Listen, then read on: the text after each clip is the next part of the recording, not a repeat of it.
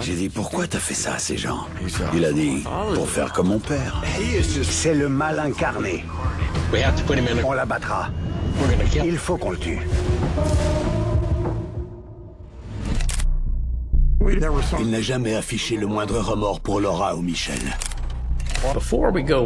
Avant qu'on y aille, le procureur et notre capitaine nous ont dit, à Ed Tarney et moi, faites-le parler.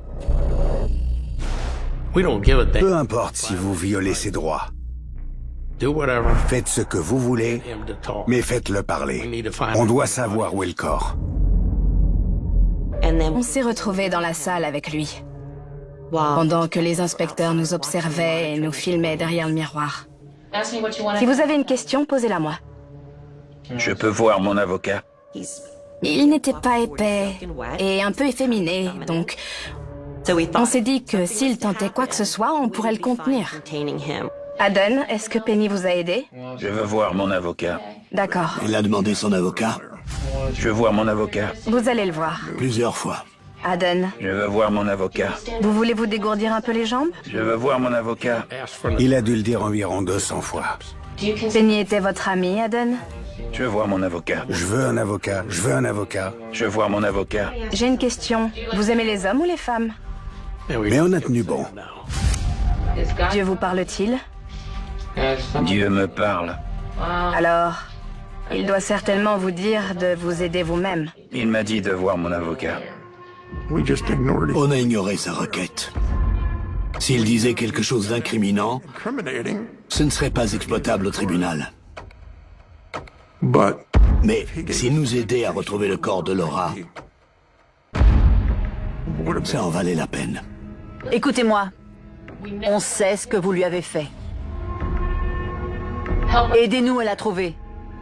Aidez-moi. J'ai côtoyé beaucoup de criminels et de personnes au parcours très intéressant. Aden? Et pendant cet interrogatoire, je m'attendais presque à voir sa tête tourner sur elle-même. Il est possédé ou quoi? Pourquoi il ne parle pas? À quoi pense-t-il? Il était effrayant. J'aurais pas aimé me retrouver seule avec lui dans un autre contexte.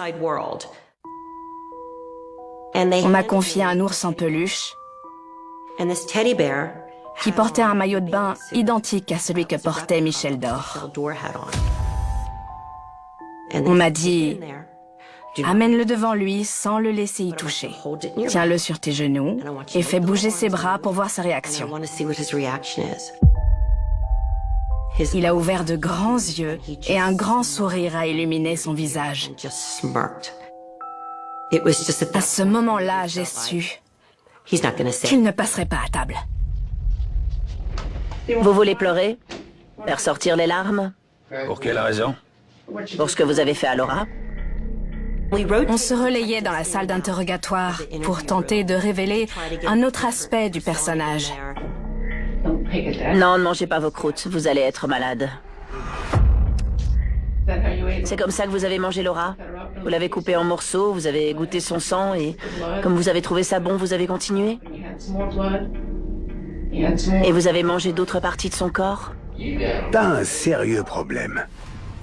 Monsieur Clark, Oui. vous voulez bien vous asseoir?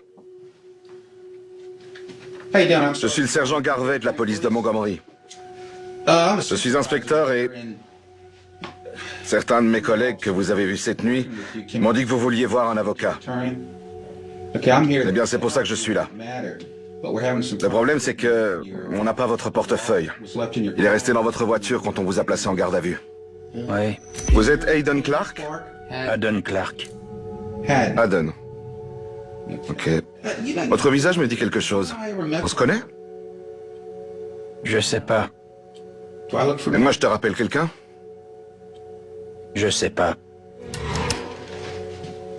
Vous voulez savoir qui je suis? Hayden? Redressez-vous, on a presque fini. D'accord? Tu sais qui c'est? Ça te dit quelque chose? Tu te souviens d'elle, Hayden? Tu te souviens de cette fillette? Hein, Hayden? Elle s'est approchée de chez toi. Tu l'as attrapée et tu l'as jetée dans ton pick-up. Ça te parle, Hayden? Tu te souviens quand ton frère t'a viré de chez lui? Hein, Aiden? Tu te souviens quand t'as tué cette fillette? Oui? Tu te souviens de l'avoir tuée? Moi, oui. Regarde-la. Bien sûr que tu t'en souviens. Et de moi aussi, pas vrai? Ça te revient? Et ça te fait sourire. Je ne bouge pas d'ici. Je reste là. Je ne bouge pas, Aiden. Dis-moi où elle est et je partirai. Je t'embêterai plus. Si tu me le dis maintenant, on arrête. Fini. Je passerai cette porte et tu ne me verras plus jamais. Jamais. Dis-moi où tu l'as mise et je partirai. Je sortirai tout de suite de cette pièce. Dis-moi où tu l'as mise. Allez, respire un bon coup. Allez, dis-moi où elle est. T'aimes bien manger des gens. Tu sais ce que Jeffrey Dahmer a eu? Prison à vie, non? Au moins, ils l'ont épargné. Le truc avec Jeffrey, c'est qu'il avait gardé ses victimes dans son appartement. Il leur a enlevé le cœur et le foie et les a mis dans son congélateur. Jeffrey Dahmer est un peu comme toi. T'as tué des gens, mais tu les as mangés? Peut-être un peu. T'as goûté leur chair? T'aimes la chair? Tu manges des gens? Chaque fois qu'on lui posait une question sur Laura Hoteling ou sur un point précis, il souriait. C'est ça que vous lui avez fait? Ça veut dire oui? Vous n'avez pas dit non? Et ce n'était pas un sourire d'aveu, juste un sourire. Il souriait. C'était dur à cerner. On a interrogé Aden Clark pendant près de 3h30. On a essayé de trouver la clé qui lui permettrait de s'ouvrir et de parler. Aden, qu'aimez-vous dans le sexe? Les fellations? Vous sortez plutôt avec des femmes ou des hommes? Qu'est-ce que vous préférez? Si on sortait ensemble, vous aimeriez porter des vêtements ou des sous-vêtements de femmes? Je savais qu'Aden Clark aimait les sous-vêtements féminins. J'avais donc mis une culotte de grande marque en soie, très jolie et très détaillée. J'étais en confiance. J'étais féminine, habillée comme une femme, et je savais que si le FBI avait besoin de 2 policières pour apporter de la féminité à cet interrogatoire, Paula et moi étions compétentes. J'avais une apparence professionnelle, je représentais bien les femmes. Quand j'ai soulevé ma jupe pour lui montrer ma culotte, ses yeux se sont écarquillés. Vous aimez ces choses-là? Il a scotché dessus. Aden? Ma présence vous dérange?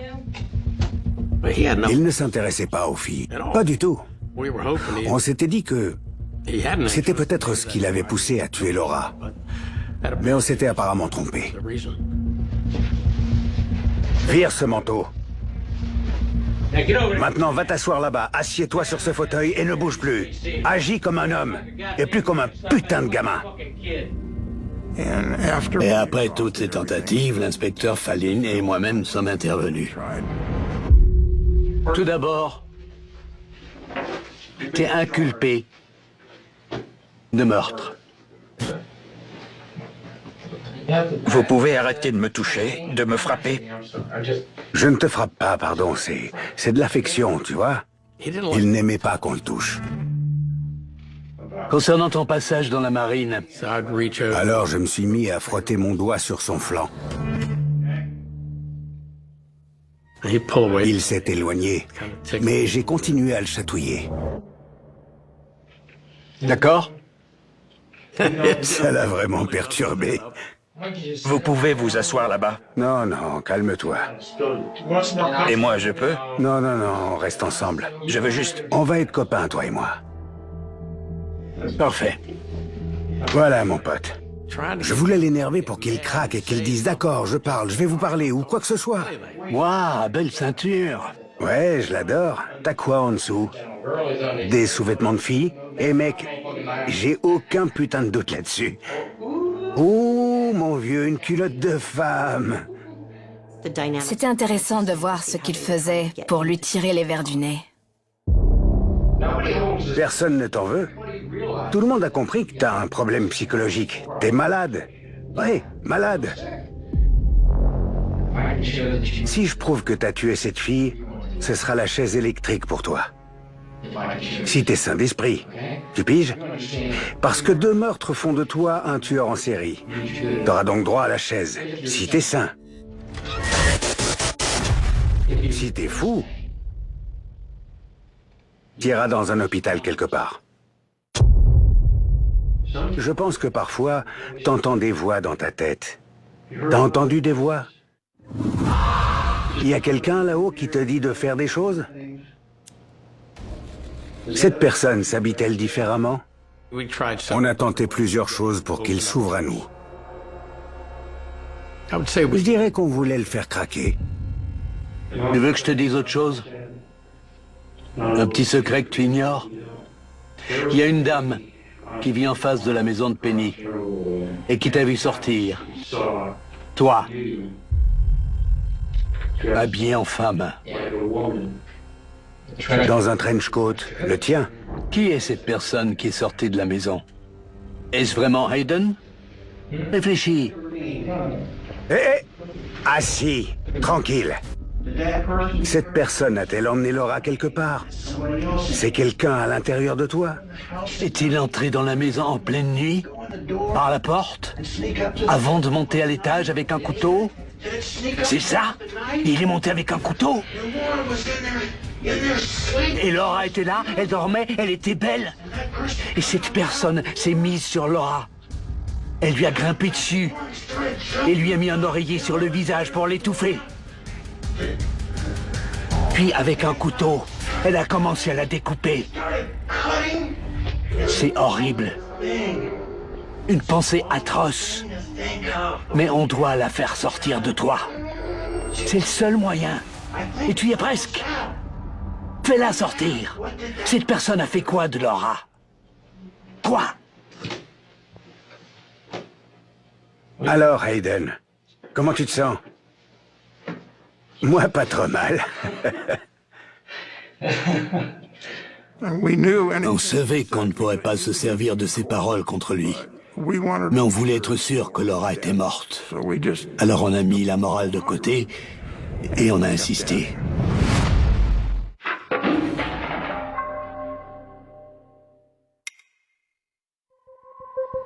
Revenons à l'essentiel. Allez, Hayden, viens, libère-toi, mon pote. Libère-toi, allez, Hayden, vas-y. Allez, il y a quelqu'un en toi qui a envie de sortir. Je joue pas avec toi, tu sais. Je vais te tuer, tu sais. Ne refais jamais ça. Allez, Hayden, libère-toi. On a été beaucoup critiqués. Mais c'est pas grave. On y a cru, mais il était plus malin que prévu. Il savait ce qu'on faisait, et il est resté muet. Alors... Allez, bois ton verre. Et après on y va, ok?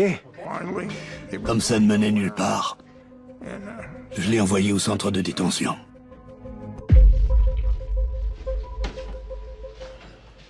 Il n'est pas stupide, mais manipulateur.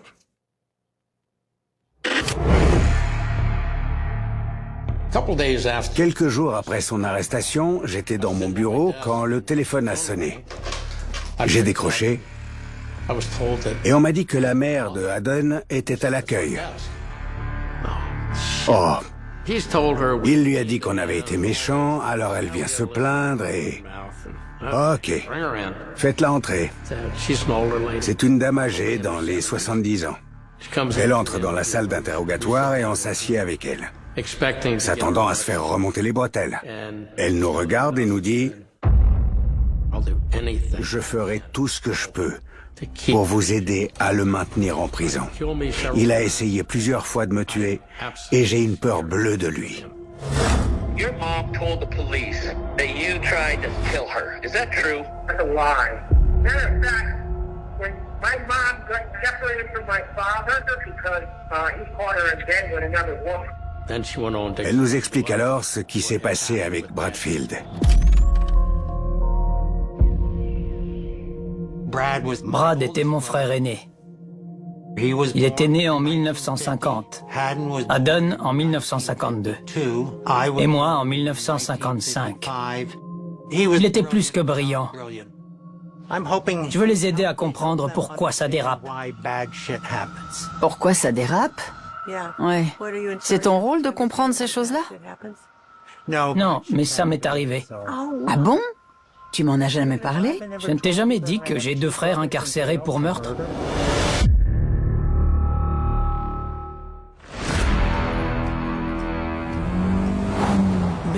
La patrouille de nuit est certainement l'une des meilleures unités pour un jeune policier, parce que les malfrats sont toujours de sortie.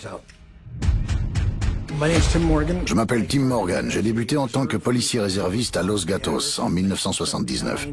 On nous a dit que les collègues de Union City cherchaient une personne disparue qui avait rendez-vous avec quelqu'un. Elle n'est jamais arrivée. Elle s'appelait Patricia Mack. Puis, à 6h15 du matin, j'ai été envoyé au 135 Riviera Drive, appartement 241, pour une tentative de suicide. En arrivant,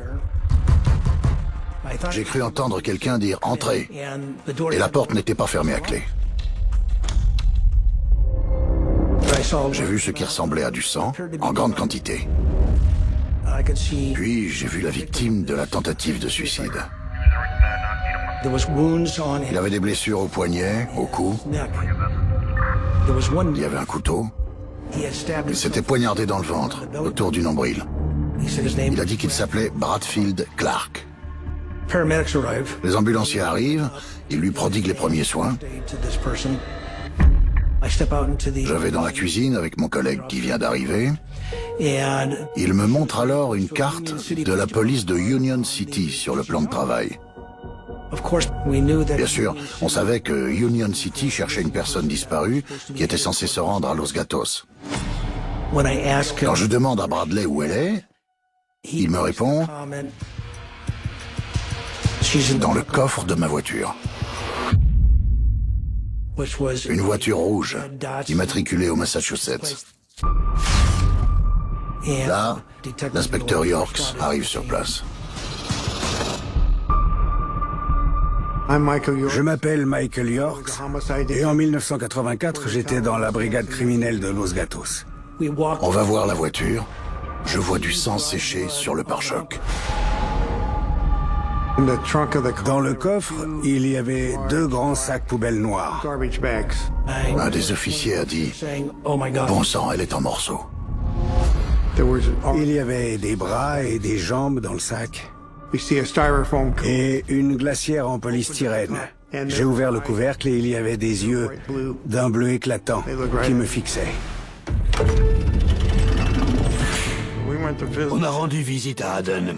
Une fois, il avait accroché des bouts de hot dog au plafond et il les avait laissés là des semaines pour faire durcir la viande. Il a mis un foie à sa fenêtre. Il avait un peu de duvet. C'était répugnant. Puis il les décrochait pour les manger. Tout ce qu'il faisait était dégoûtant. Il n'hésitait pas à raconter comment il avait mangé des bouts de corps. Et ensuite, on a appris pour Brad. Les ambulanciers ont alors évacué Brad. J'ai demandé « D'où connaissiez-vous Patricia ?» Il m'a répondu « J'ai intégré Timeshare et Patricia travaillait pour eux. » Timeshare était une entreprise technologique et Brad était fort en informatique. Il venait de démissionner et s'apprêtait à retourner vivre sur la côte Est. Alors, il a dit à Patricia « Vous voulez venir dîner, toi et ton mari ?» Le mari n'a pas pu venir pour une raison inconnue. D'après ce que j'ai compris, Brad et elle avaient couché ensemble précédemment. Brad espérait peut-être remettre ça. Ils ont bu un verre et il s'est mis à flirter avec elle. My brother invited this girl home for dinner when she didn't know she was the dinner. Il aurait alors fait un commentaire obscène qui a mis Patricia en colère. Brad a dit « Je l'ai giflé ». Elle a alors voulu me donner un coup de poing. Je lui en ai donné un sur la poitrine. Et comme elle s'est mise à crier, il l'a étranglée. Jusqu'à ce qu'elle ne bouge plus. Il fallait se débarrasser du corps. Alors il l'a traînée jusqu'à la baignoire et il a décidé de la démembrer. Je me suis dit, on ne peut pas couper un os avec un couteau. Je lui ai donc demandé comment il avait fait. Il a répondu, vous n'avez jamais dépecé un cerf, c'est l'articulation qu'on coupe, pas l'os. Il a dit, je coupais un peu et je tordais. Puis je coupais encore et je tordais, jusqu'à ce que j'atteigne les tendons. Et alors le membre se détachait. Et ça l'a fait glousser. Il a ri. C'était genre... Quoi? Vous ne le saviez pas? Il l'a mise dans son placard. J'ai appris plus tard que sa disparition avait été signalée le lendemain par son mari. La police de Union City était venue. Ils l'avaient cherchée dans l'appartement, mais ils ne l'avaient pas trouvée. Elle était dans le placard. Mais qui aurait cru qu'elle se trouvait là-dedans? En petits morceaux. Ça ne m'aurait jamais traversé l'esprit. Et les policiers de Union City avaient laissé une carte de visite au cas où Brad aurait du nouveau. Je ne crois pas à la tentative de suicide. Il est très méticuleux. Il savait comment découper le corps. Il s'est donc blessé au cou, mais pas assez pour toucher les artères. Et il s'est tranché le poignet, mais pas assez pour toucher les artères. Il ne voulait pas se suicider. Il a su qu'il allait se faire prendre quand la police de Union City est venue. C'est pour attirer la sympathie qu'il s'est dit « Je ne peux pas vivre avec ça sur la conscience ». C'est du moins ce qu'il a voulu faire croire. Mais à mon avis, c'était du cinéma. L'autopsie a eu lieu au bureau du légiste et l'un des enquêteurs a constaté qu'il manquait un téton à la victime. Ils ont découvert qu'il lui manquait un téton. Sa poitrine portait une trace de morsure là où le téton avait disparu.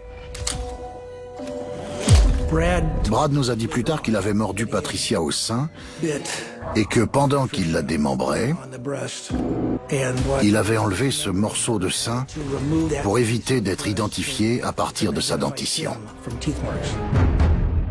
On a cherché ce téton, mais on ne l'a pas trouvé.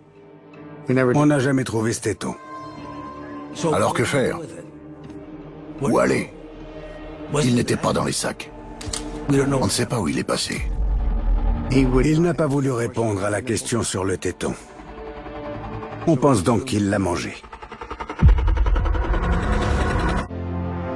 He was a serial killer. I explained it in my letter to you. My mother told me Brad was convicted for one murder, but really there's more than that. Would you describe Brad as evil? I would say he's evil, but he was on drugs. You said to me, your mom said that Brad hurt a lot of other people. I really remember one murder Brad did, and that's the one he's in prison for now. And my mother said he did more. When people get drunk, they say a lot of things they don't remember. She said he did more. How would she know? Well, I don't know. This is stuff she had in her attic. Brad kept a lot of his stuff in my mom's attic. I was looking for something up the attic.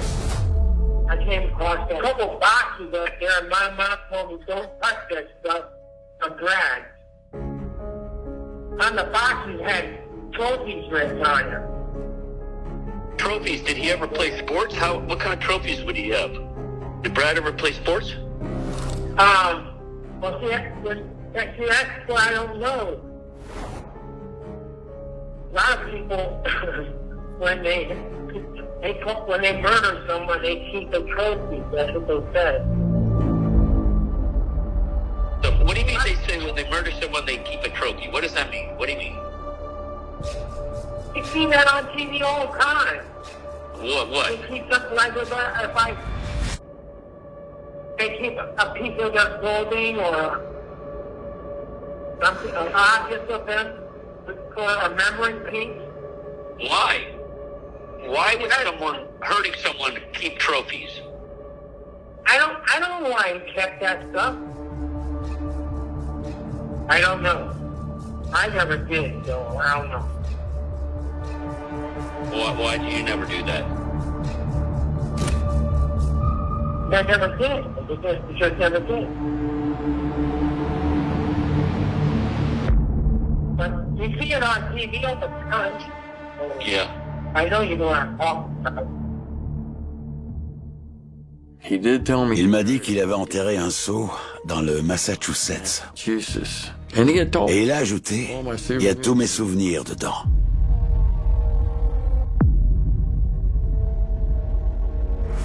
Ça mériterait peut-être de s'y intéresser. On n'a pas trouvé ce bout de sein. On ne sait pas où il est passé. Certains pensent qu'il a été mangé.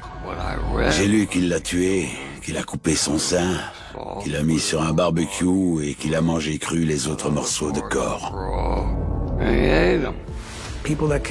Dans ce genre de crime, c'est le moyen ultime pour le tueur de prendre le pouvoir de la victime, en la cannibalisant. Est-ce qu'on a des preuves? Non. On ne lui a pas fait de lavage d'estomac. Mais c'est une hypothèse. Brad était un séducteur. Alors ce pouvoir, cette manipulation, ce contrôle, je pense que c'est en partie ce qu'il recherchait. Découper une personne et la mutiler n'était pas courant. Donc je me suis dit qu'il avait peut-être commis d'autres meurtres. J'ai approfondi mes recherches. Bradfield Clark était formateur au sein de son entreprise et donc il voyageait beaucoup. J'ai alors contacté les services de police des comtés concernés pour savoir s'ils avaient eu un homicide similaire avec une personne découpée en morceaux. Et j'ai appris qu'il y avait 6 autres affaires dans tout le pays qui n'avaient jamais été élucidées. Comme les analyses ADN n'étaient pas encore répandues à l'époque, on n'a pas pu relier Bradfield Clark à ces autres homicides. J'ai donc tenté de l'interroger, mais son avocat était présent et dès que j'ai posé la question « Avez-vous commis d'autres meurtres ?», il a invoqué son droit au silence. Et je n'ai donc rien obtenu de Bradfield Clark. Mais je pense qu'il a peut-être tué d'autres personnes en plus de Patricia Mack. Brad a plaidé coupable de meurtre sans préméditation et a écopé de la perpétuité avec 15 ans incompressibles et 3 ans de plus pour mutilation de cadavres. Durant ma carrière, je ne me souviens pas avoir connu d'autres familles dont la fratrie était impliquée dans des homicides sans aucun lien. Il arrive parfois que 2 frères participent au même homicide. Mais quand un homme commet une sorte de meurtre à la Hannibal Lecter sur la côte ouest... Tu sais qui était Jeffrey Dahmer? Tu parles? C'est quoi ton film préféré? Le silence des agneaux? Et que son frère en commet au moins 2 autres sur la côte est, c'est que quelque chose ne tourne pas rond dans ce foyer. Quand j'ai appris pour Brad, je me suis dit... C'est quoi le problème de cette famille?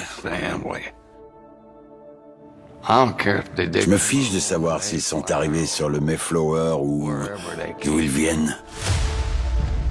Vu ce que Haddon et son frère ont fait, je pense que Geoffrey était probablement le plus normal des 3.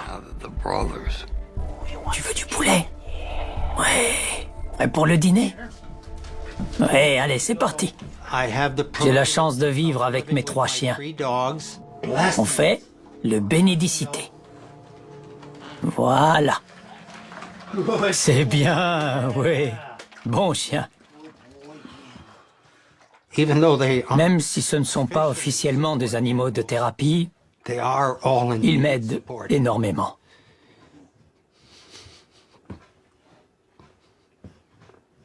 Je suis sûr que sans eux, je ne serais plus là. Bien sûr, mon premier réflexe face à la réalité de mes frères et à ma situation a été de le cacher. Encore et toujours. Mais ça n'a pas marché. Donc, aujourd'hui, je ne me cache plus de cet horrible passé avec lequel je dois composer. Dès son plus jeune âge, il a semblé évident que quelque chose n'allait pas avec Haddon et sa perception du monde. La naissance de Haddon ne s'est pas passée normalement. Et à l'époque, la procédure consistait à utiliser des forceps. Ils ont donc attrapé la tête du bébé avec des pinces et l'ont aidé à sortir. Il y avait deux risques. Soit son cerveau manquerait d'oxygène pendant le processus, soit la pression sur sa tête pour le faire sortir entraînerait des dommages physiques.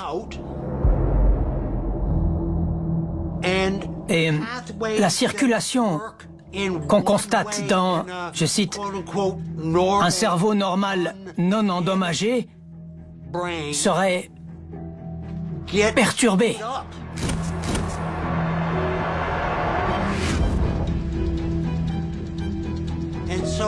Il ne comprenait donc pas que son action pouvait provoquer des sentiments chez d'autres personnes, de la même façon que les choses lui arrivent à lui. Cette connexion ne se faisait pas. L'un des meilleurs exemples, c'est un jour où on faisait du vélo. J'ai 9 ans, il en a 11 ou 12. Je suis tout près de réussir à lâcher les mains. Ça va être incroyable. Parce qu'aujourd'hui, ça va marcher. J'en suis sûr. Alors, on roule, il est derrière moi. Et je le fais. Et je dis, Haddon, ça y est! Il accélère et me fait une queue de poisson.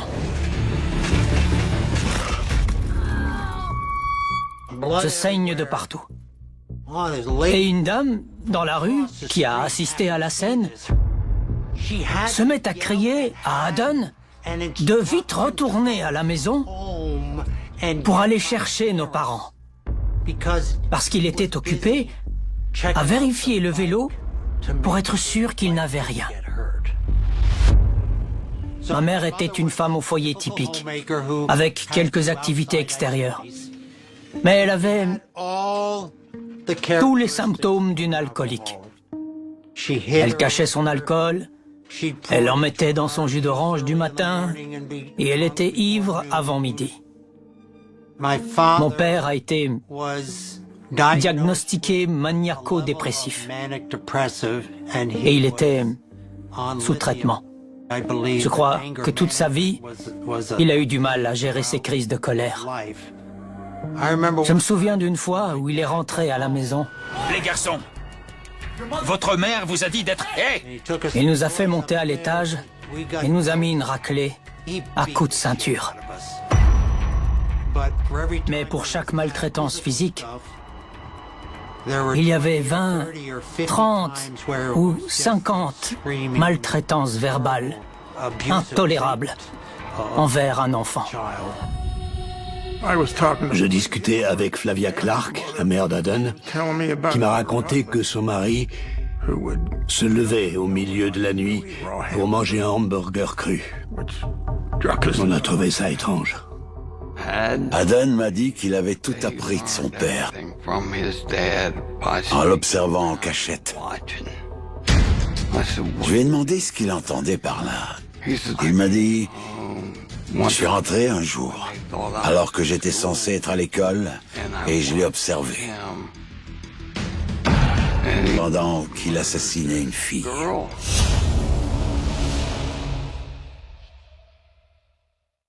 Son père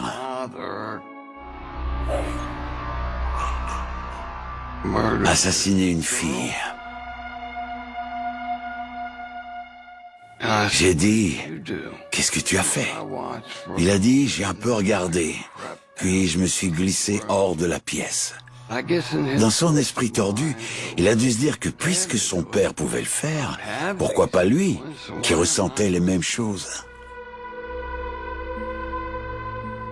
Je comprends qu'ils disent que mon père était violent et qu'ils disent qu'il lui a appris des choses sur La chasse, entre autres. Were you a good hunter? Yeah, I am. Or animals, yeah. I didn't hunt people, I hunt animals. Mais il fait partie de ceux qui peuvent se répéter plusieurs fois un mensonge et se mettre à y croire. Addon était un maître en la matière. Il réinvente l'histoire avec ses propres fractions de réalité. Du coup, c'est pas sa faute. C'est jamais sa faute. C'est toujours celle de quelqu'un d'autre, ou le problème de quelqu'un d'autre. Jamais parce qu'il est responsable. He pressed charges on me for something I didn't do. He moved me out of my money. My mom tried to put it right. He did something sneaky behind my back. Then I thought he was mailing it. I knew something was up. You know, all these people keep screwing you over. Is that true? People take advantage of my kindness.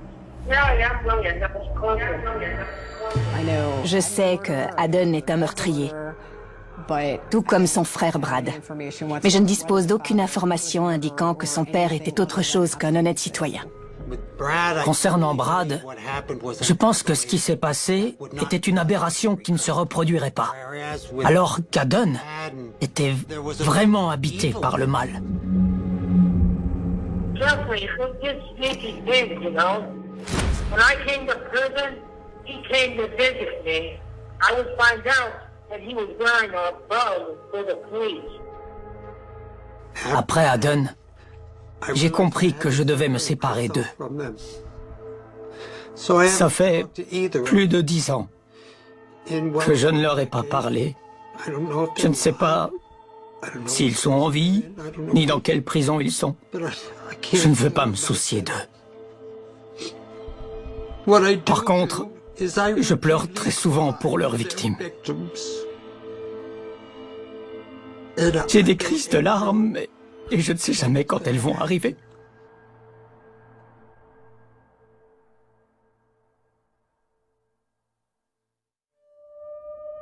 Addon, how would you describe yourself as a person?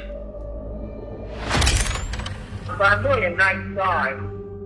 I did a lot of volunteer work on the streets before I came to prison. I volunteered with the Red Cross and blood drive. I gave a pint of blood every 2 months. Yeah, I helped out a lot of people.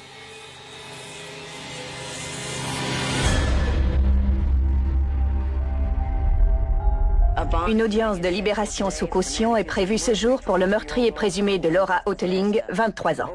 Ce week-end, la police a arrêté Addon Clark, un sans-abri de 40 ans.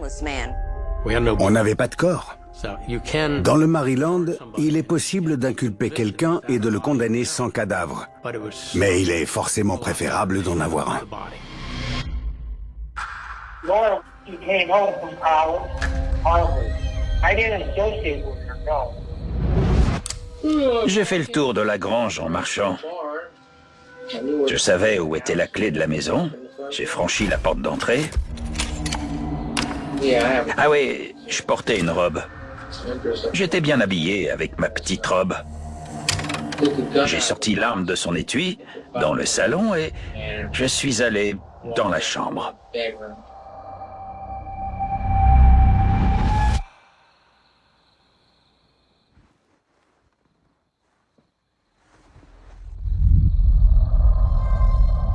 J'ai mis le canon près de sa tête. J'ai armé. J'ai dit, je suis sérieux, tu bouges, je tire. J'avais des menottes. Après l'avoir menotté, je l'ai attaché avec une corde. Je l'ai obligé à me regarder et j'ai dit, tu sais comment je m'appelle? Mon prénom commence par un L et mon nom commence par un H. Tu connais mon nom. Si tu ne m'appelles pas par mon vrai nom, je te tue. Un accord a été conclu.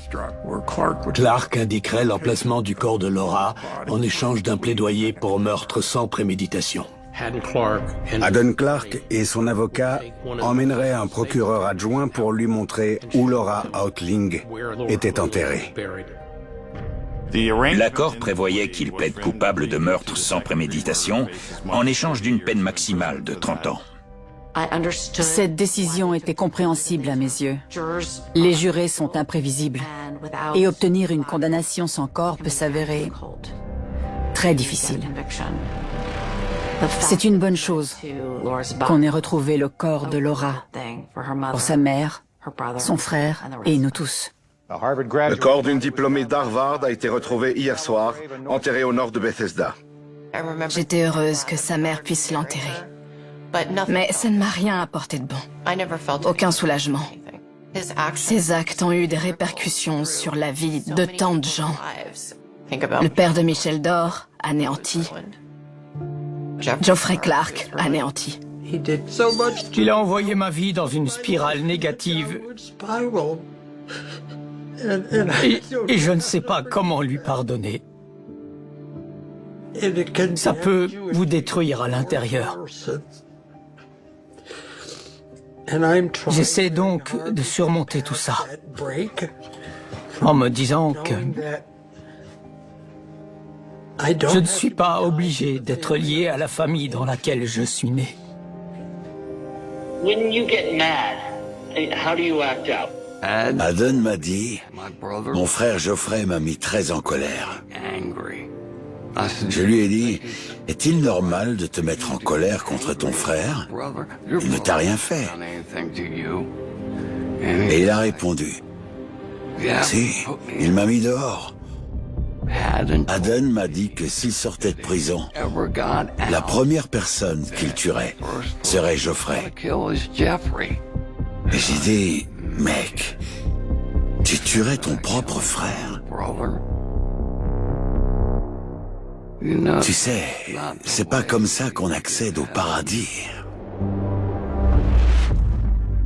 Haddon Clark a montré qu'il n'était pas un tueur opportuniste et qu'il correspondait à la définition du tueur en série.